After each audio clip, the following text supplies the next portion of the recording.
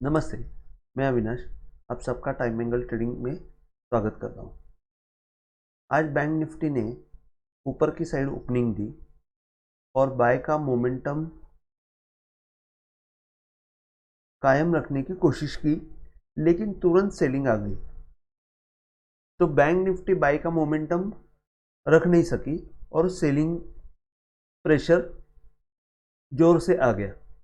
अब उसमें bank Nifty में क्या हुआ, मैंने जो पॉइंट दिया था वहाँ पे, जैसे कि मैंने पॉइंट दिया था 42,720 या 700 कुछ ऐसा पॉइंट दिया था, वही हाई बना के 670 या ऐसा मैंने कुछ दिया था और वहाँ पे 712 का या 15 का हाई बना। तो 670 में आप देखेंगे तो वही एरिया में बैंक निफ्टी रुक गई और वहाँ पे रुकने के बाद बैंक निफ्टी में सेलिंग दिखाई दी। अगर हम ओपनिंग में वो पॉइंट में सेल करते तो अलग चीज़ थी, तो वहाँ से डायरेक्ट सेल था। लेकिन समझो हमने नहीं किया तो हमको सेल कहाँ पे आया? फर्स्ट थिंग, अभी जैसे कि कल का ये यहाँ से अगर हमने रेफरेंस लिया तो ये हाई है, ये हाई के ऊपर ये हाई मारा, तो मेन सेल कहाँ पे आएगा? मेन सेल इसके नीचे आने वाला है। ये जो है, ये पॉइंट के नीचे सेल आने का ये था, जैसे सेल आएगा ऐसा एक मानना था। तो क्या हुआ, बैंक निफ्टी ने वहां पे आके एक जोर से ऊपर की साइड मोमेंटम दी। जैसे कि हर बार कहता हूं कि ये लो के नीचे लो मारने के बाद एक्चुअली सब लोग सेल करते हैं, और यहां पे ये जो सेल पैटर्न है, ये सेल पैटर्न देख के या तो सेलिंग का प्रेशर देख के लोग यहाँ पे मोस्ट ऑफ द लोग बेचने का काम करते हैं और वहां से ही एग्जैक्टली बाइंग की मोमेंटम आ जाती है। अगर आप देखेंगे तो यहां से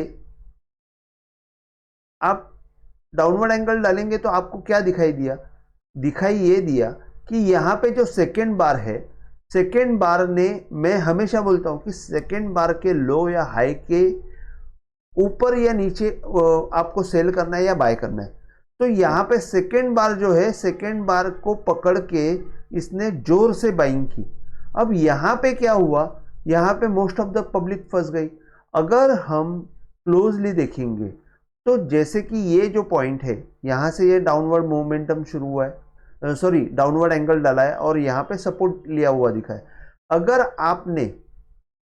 आपने यहाँ से अपवर्ड एंगल डाला तो अपवर्ड एंगल डालने के बाद आपको क्या दिखा? मेरे हिसाब से इसके ऊपर नहीं जाना चाहिए था, तो इसके ऊपर तो गया।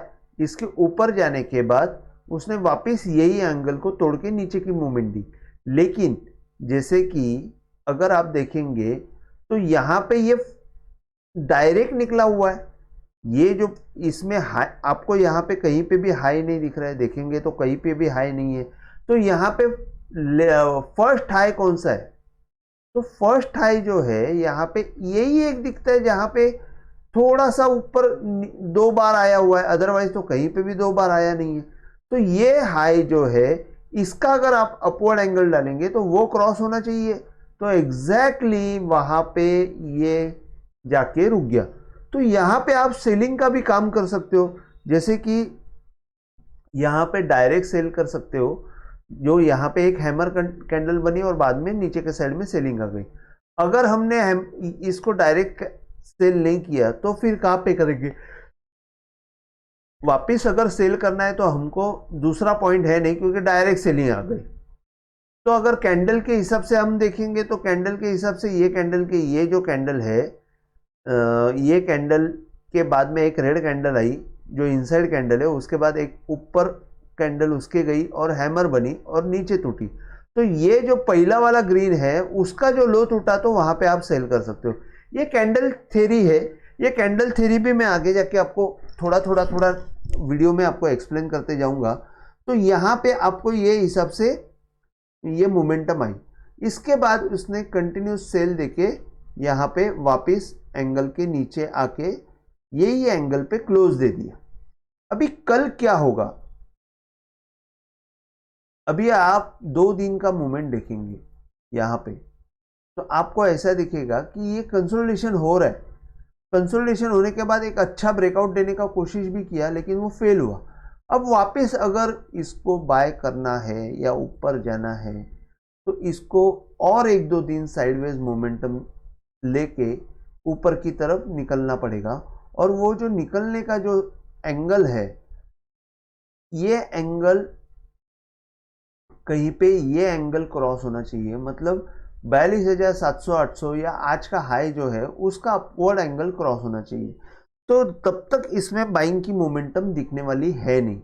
अभी कल क्या होगा, कल अगर ये लो के नीचे ये लो मारा है तो इंपॉर्टेंट पॉइंट ये रहने वाला है, जो 500 490 और 510 का जोन है, इसके ऊपर बाय सिग्नल जनरेट होने वाला है। ये जनरेट होने के बाद शायद थोड़ा सा साइडवेज मोमेंटम भी दिखे या तो ऊपर की साइड मूवमेंट भी आवे, लेकिन जब तक ये मूवमेंट ये क्रॉस नहीं होता है तब तक बाय करने में कोई मतलब नहीं है। हाँ, एंटीसिपेशन में आप कर सकते हो, लेकिन वो एंगल को आप एग्जैक्टली प्लेस करके कर सकते हो। उसके बाद सपोर्ट के तौर पे आपको 42,040, 41,750 और 41,550 आएगा। 41,550 जो है ये लो से आप डालेंगे तो यहाँ पे सॉरी ये लो से मैंने डाला तो ये 550 के आसपास ही आया। और मेन लो है जब तक एक अभी ये डाउनवर्ड एंगल का जो एंगल है वो नीचे नीचे सरकते जा रहा है, तो 41,400 के नीचे जाएगी बैंक निफ्टी तो ही एक मोमेंटम सेल आएगा। तब तक अभी ये थोड़ा सा रुका हुआ दिखेगा।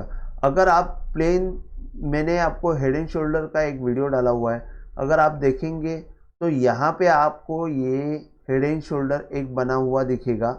ये जो पोर्शन है ये हेड एंड शोल्डर है, लेकिन ये छोटा ही हेड एंड शोल्डर है। इसमें आपको उतना ही रिजल्ट मिलेगा जितना वो इंट्राडे के हिसाब से दे सकता है। जैसे कि अगर आप हेड एंड शोल्डर का मूवमेंट देखेंगे तो एक्चुअली ऐसा है कि मैंने वीडियो में बताया हुआ है कि हेड एंड शोल्डर का ये जो पॉइंट है, ये पॉइंट पे अगर आपने ये जो लास्ट हाई है यहाँ से अगर आपने एंगल डाला तो वह एंगल नीचे के साइड में ब्रेक नहीं होना चाहिए। तो यहाँ पे इसने ये पकड़ लिया और यहाँ पे तोड़ के वापस ऊपर जाके नीचे तोड़ दिया, तो साइडवेज मोमेंटम आने के ज़्यादा चांसेस है और एक दो दिन में हमको एक बड़ी मूवमेंट आने के भी चांसेस है। मेरा व्यू थोड़ा सा एक दो दिन के लिए साइडवेज का है, ये आप समझ के चलिए। और अंडरटोन जो है अभी भी बेरिश ही है। अब मैं निफ्टी का बताता हूं। निफ्टी में सेम हो गया कि ऊपर की साइड में ओपन हो गई। अगर आप देखेंगे तो ये जो पॉइंट है, मैंने निफ्टी में एग्जैक्ट हाई मिला था, मैंने 48,050 का पॉइंट दिया था या 50 या 60 का कुछ दिया था, वही हाई बना के निफ्टी ने नीचे की साइड मोमेंटम दी। अब निफ्टी में सेल कहाँ पे हुआ, अगर ये हाई है, ये हाई है, तो इसका जो लो है, ये लो टूटने के बाद अगर सेल करेंगे तो आपको सेल मिलेगा। तो निफ्टी ने एग्जैक्ट यहाँ पे सेल दे दिया। यहाँ पे सेल देने के बाद निफ्टी ने बाय दिया नहीं। अगर आपने यहाँ से अपवर्ड एंगल डाला तो ये क्रॉस नहीं हुआ है तो तब तक सेल मेंटेन कर सकते हो, भले ये एंगल के ऊपर थोड़ा सा आया तो भी चलेगा। तो ये सेल का मूवमेंट रख दिया। अब इसके बाद कहीं पे भी बाय हुआ नहीं, ये एक सेल का पॉइंट आ गया। मैं आपको सेल कहाँ पे हुआ, सेल कैसे आया वो सब बता रहा हूँ, और बाय किधर आया वो भी बता रहा हूँ। अगर आप देखेंगे तो ये हाई जो है, ये हाई से अगर अपवर्ड एंगल डालेंगे तो कोई भी हाई से अपवर्ड एंगल डालेंगे तो उसने क्रॉस करने की कोशिश नहीं की। तो यही पॉइंट है कि जैसे आपको सेल मेंटेन रखने को आना चाहिए। अगर सेल हुआ है तो सेल को मेंटेन रखिए। ऐसा आप करते जाएंगे तो आपको ज़्यादा बेनिफिट दिखेगा। अभी सपोर्ट के तौर पे 17,840, 17,770, 17,690 और रेजिस्टेंस के तौर पे 18,100, 18,040 और 17,970, ये सब पॉइंट है। 17,970 जो है वो आपको यहाँ पे इसके ऊपर ही मिलेगा। यहाँ पे एक स्मॉल बाय सिग्नल जनरेट हो जाएगा 970 के ऊपर, और उसके बाद जैसे कि मैं यहाँ पे लिखता हूँ कि small by signal will generate, by signal will generate about this. हाँ, उसके बाद वो बैंक निफ्टी में भी लिखना पड़ेगा।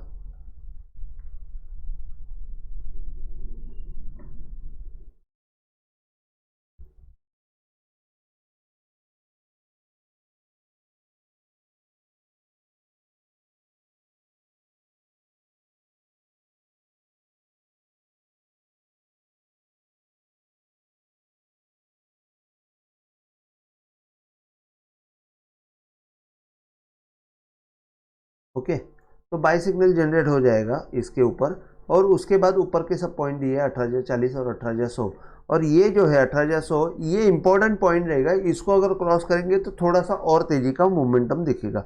नीचे के साइड में 17,840, 770 और 690 है। यहाँ पे भी आप देखेंगे तो यहाँ पे ये एक हेड एंड शोल्डर की मूवमेंट हो गई, लेकिन इंट्राडे का हेड एंड शोल्डर का कैलकुलेशन अलग रहता है। डेली का हेड एंड शोल्डर का, वीकली का हेड एंड शोल्डर का कैलकुलेशन अलग रहता है। इंट्राडे के हेड एंड शोल्डर में मैं आगे चल के बताऊंगा कि 1:1 की मूवमेंट या तो ज़्यादा से ज़्यादा 1:2 की मूवमेंट देख सकते हैं, उससे ज़्यादा मूवमेंट आप नहीं दे सकते। और डेली में और वीकली में 1:5, 1:10 का आपको वहाँ पे रिजल्ट मिलता है। 10 गुना आपका पैसा बढ़ जाता है वीकली में और डेली में हेड एंड शोल्डर में। और इंट्राडे में आपको 1:1 या 1:2 आपको इजीली मिल जाता है, लेकिन उसको आपको एक ही नियम यूज़ करना है, टाइम एंगल के साथ यूज़ करना है। कोई भी चीज़ करो टाइम एंगल के साथ करो, वो आपको बेनिफिशियल रहेगी। तो आज के लिए बस इतना ही। अगर आपको वीडियो पसंद आए तो प्लीज़ आप शेयर कीजिए, सब्सक्राइब कीजिए और लाइक कीजिए। Thank you. जय हिंद।